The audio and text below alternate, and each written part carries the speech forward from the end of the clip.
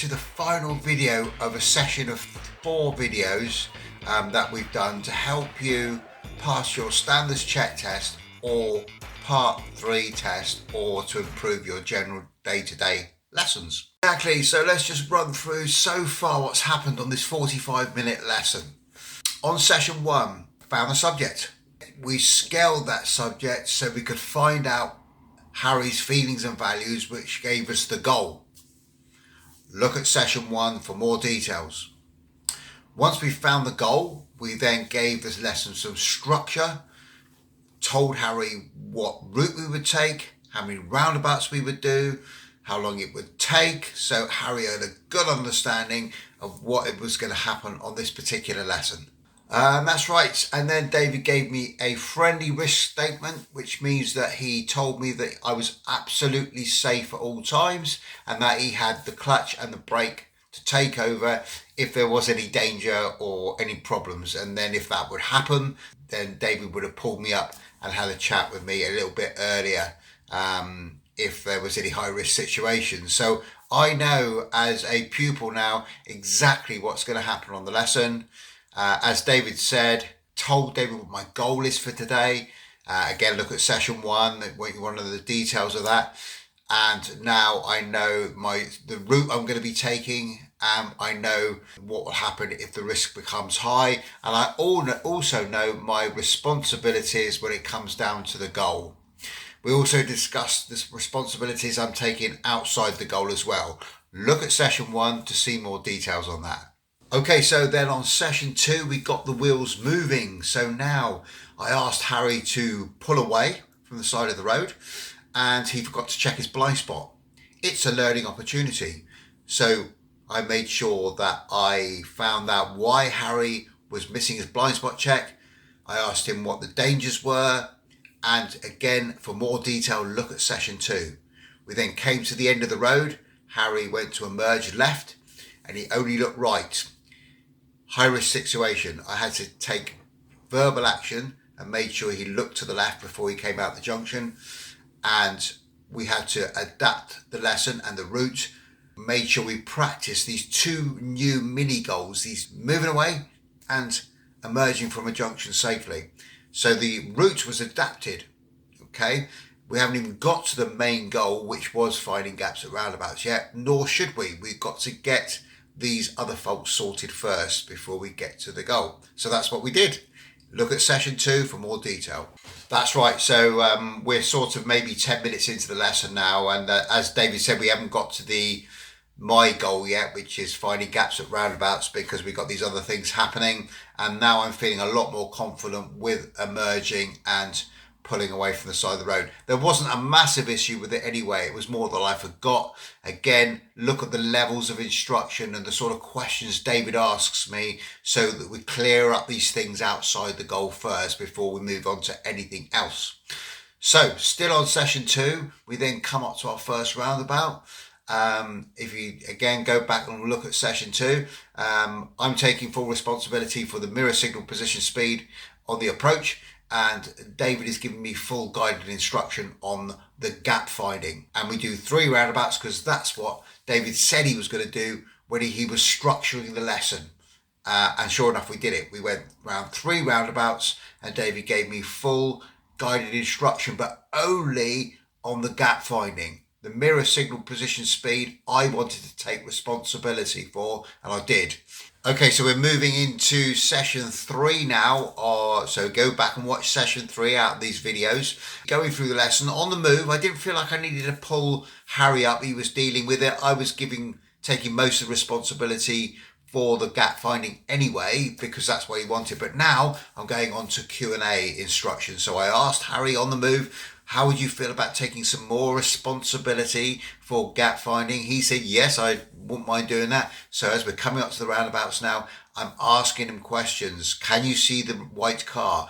What signal has he got on? Where do you think he's going? Are you going to go? Are you going to stop? Can you see the bus? Q&A. So we're holding the responsibility together. It's 50-50 job share. I'm not taking all the responsibility anymore. That's exactly it. And also, again, on session 2 and 3, I'm starting to take this responsibility on for the gap finding, my original goal, gap finding at roundabouts, and I'm doing quite well. And then as we come up to one of the roundabouts, a new learning opportunity occurs. So I'm finding the gaps. David's asking me questions, 50-50 job share. He's not telling me, he's not taking all the responsibility, we're sharing it. And I'm looking to the right. Unfortunately, I stare to the right too much and I nearly hit the left curb. So David has to take physical action. Okay, again, this is on session 3. 2 and 3, so go through those. And then of course at this point it's a good idea that David actually pulls me up on a pit stop and has a conversation about how the lesson's going, particularly as he's had to take some physical action because of my steering when I'm turning left off a roundabout and I nearly hit the curb. Okay, so we're pulled up side of the road talking about what's happened so far in the lesson with Harry. So I'm just going to ask him questions like, remind me how you're feeling about pulling away now. Remind me about how you're feeling about your emerging at junctions. Where do you need to look? What are the dangers of not looking in those places? But those faults have kind of already sorted themselves out because we adapted the goal at the beginning of the lesson so that we made sure that Harry was safe outside the goal, and then we went on to look at the finding gaps at roundabout. So now we're sat at the side of the road talking about all these things, making sure that I know that Harry understands the dangers and the risks and what he's doing differently. Now don't forget this particular point, Harry is at a stage where I'm asking him questions about his gap finding.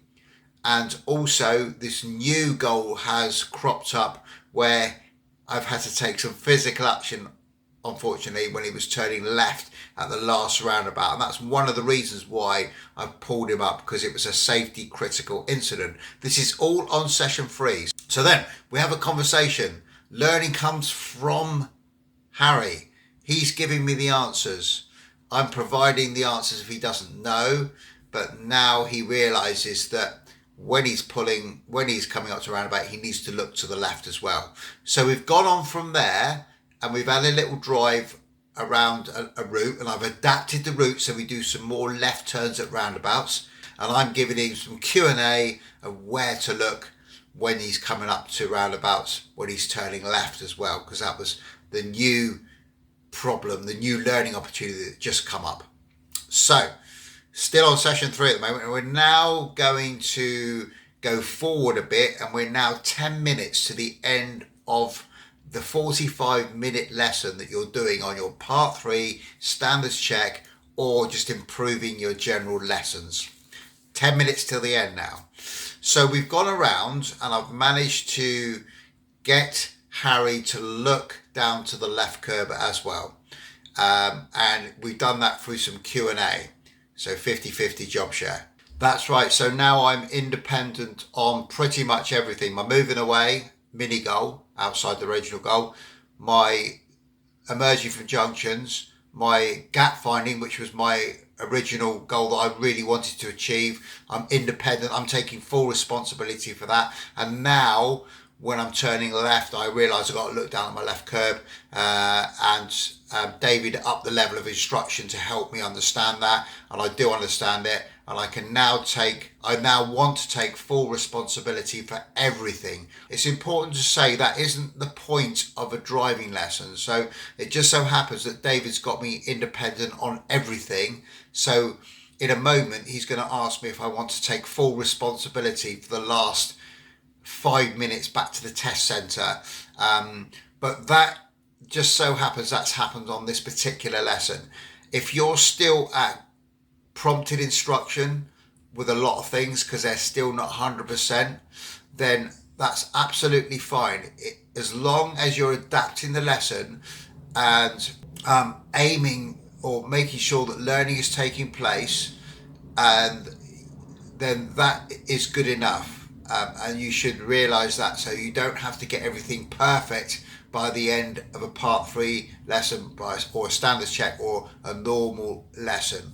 You just have to adapt the lesson with different levels of instruction, trying to get the pupil as to take as much responsibility as they can. We've done a few more roundabouts, and I'm checking that David is quite okay to take that full responsibility for the gap finding and for the observations coming up to the roundabout, and making sure he steers the correct amount and looks down at the left curb before he enters the roundabout so he doesn't clip the curb. And he's doing it on his own. So now I'm actually going to pull him up one more time, but only for 30 seconds, and we're going to try and think or create a scenario for a really good learning outcome on the last 5 minutes coming up back to the test centre. So what I'm going to do is I'm going to create a pretend situation. Exactly. So what David has done is pulled me up, just asked me a couple of questions about how I'm feeling, and I'm feeling quite good now because I'm pretty much independent on everything I'm doing. Don't forget, that's not the name of the game. Don't worry if you're still guiding or prompting. As long as you're adapting the lesson, so you're trying to make the pupil more independent, then things might not pan out exactly right. So now David has asked me if I want to imagine that I actually work right near the test centre, and that David is no longer a driving instructor. He's just my colleague that I'm taking to work with me. And would I like to take full responsibility for everything? And would I like to pretend we're just on a normal drive to work? Basically, David's not going to be there anymore, and I need to take full responsibility. So what David's doing there is creating a kind of a learning outcome. I can imagine in my brain that actually, no, I'm actually on my own now, and I haven't got a driving instructor with me, and I need to take full responsibility. So David has said to me he's going to stay completely silent throughout the final 5 minutes back to the test centre, and I need to take all that responsibility on. That's exactly it. So then, of course, Harry has said, yeah, well, I'll have a go at that.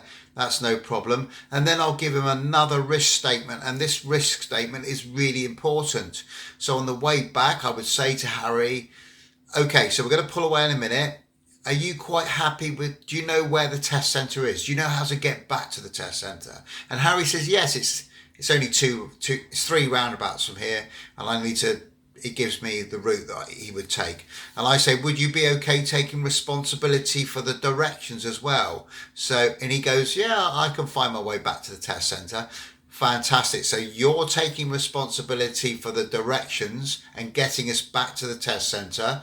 You're also taking responsibility for everything else that we've done in this lesson, including you moving away, you're emerging at junctions, your gap finding, and your positioning when you're turning left at roundabouts. I want you to take full responsibility for all of that. How do you feel about taking all that responsibility? And Harry says, yeah, okay, I don't mind. He looks a little bit anxious about that. Okay, so then you give a friendly risk statement.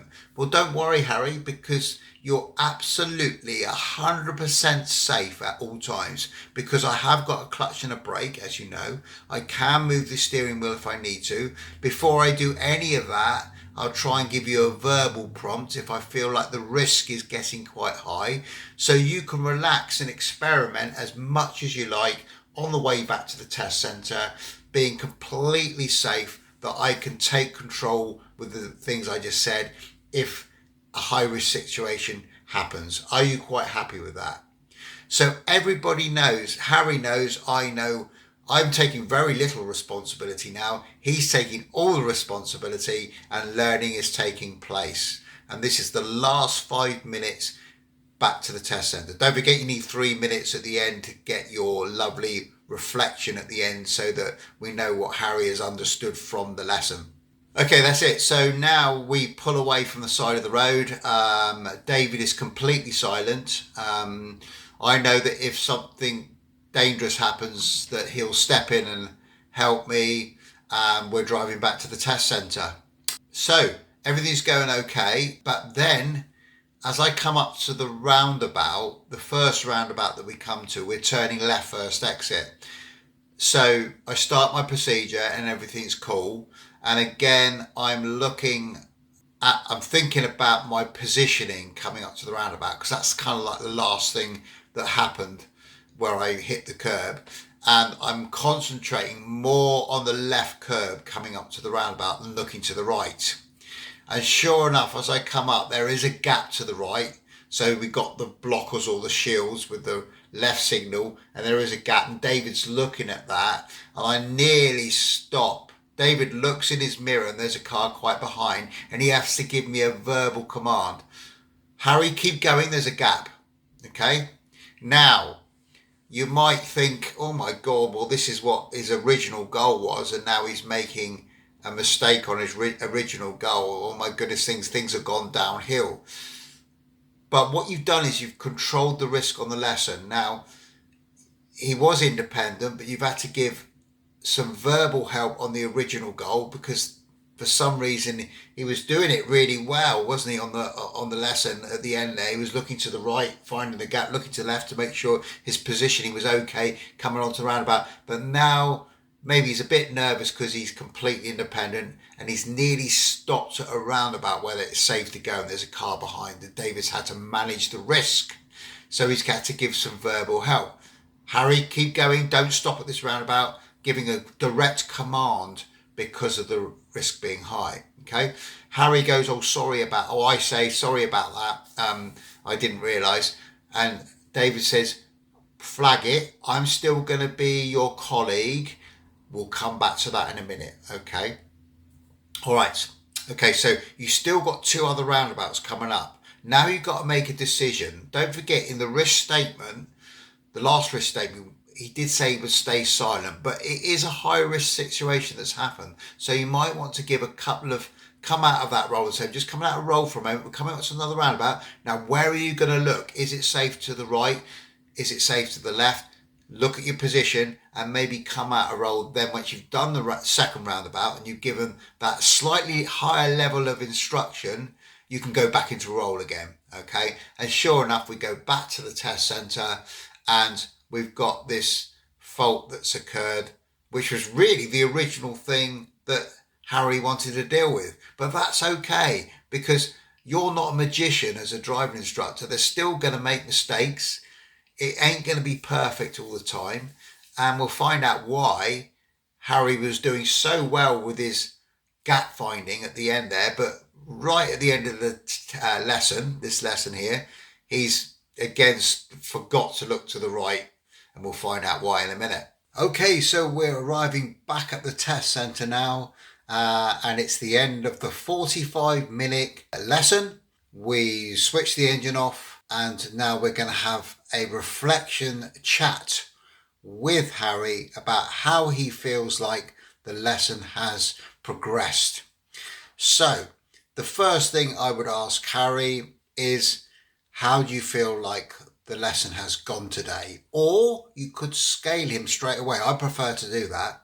So you could say, okay, Harry, so let's first of all scale on your original goal, which was finding gaps at roundabouts. You gave yourself a 6 at the beginning.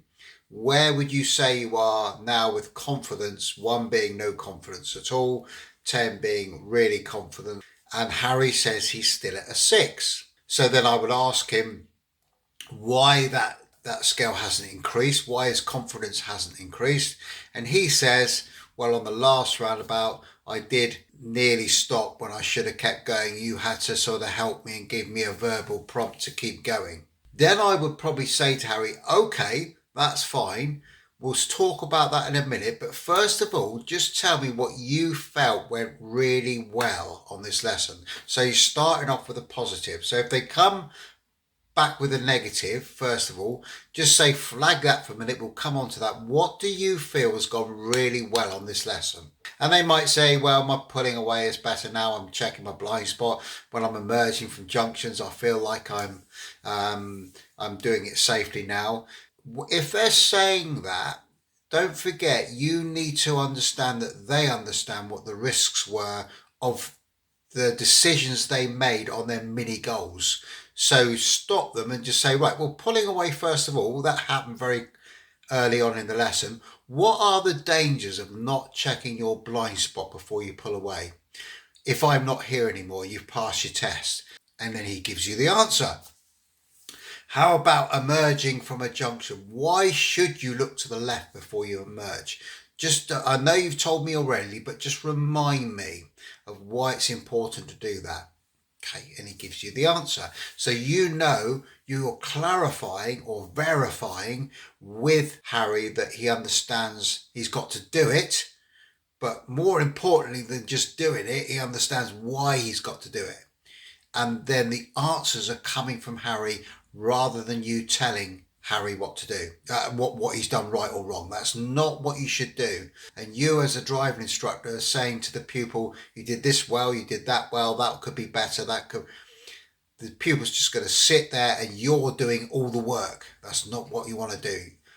Test them about their knowledge, about their responsibilities of the day. They should be doing most of the talking at the end of a lesson so that you understand that they understand what their responsibilities were during the lesson and what they've improved on. Okay, so you talked about the learning opportunities outside the goal, and now we're talking about the actual goal, and we know that Harry feels like he hasn't progressed or his scale hasn't gone up. Yeah, that's it. So, I mean, the reason my scale hasn't gone up is because I've nearly stopped at a roundabout where I should be keeping going, and then David's had to say keep the car moving before coming back to the test centre. So my scale hasn't improved, but as David digs into it, I start to realise that I am making improvements on roundabout. So he's asking me questions like, okay, apart from that one roundabout at the end there where I did have to give you that verbal prompt to keep going, what about the other roundabouts? Did you feel like you were looking and understanding what the cars were doing when you were looking to the right, which was your original goal? Oh yeah, I did understand that was better. Okay, do you think that that was a one-off? Yeah, probably. I was just looking too much down at the curb.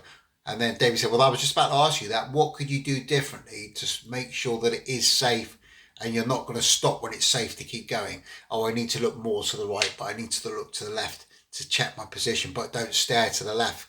I think that's what I did on the last one. And then David would ask me, what are the dangers of staring to the left and stopping when it's safe to keep going? Oh, a car could go in the back of me.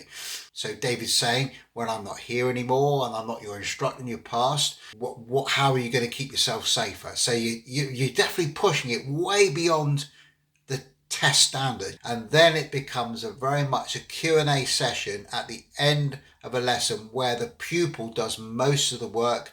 So then David will probably ask me what I'd like to achieve on the next lesson. And because of that last roundabout that we did where David had to give me that direct command, David, keep going, don't stop, there is a gap from the right, I feel like I could still do with some more repetitive practice on roundabouts.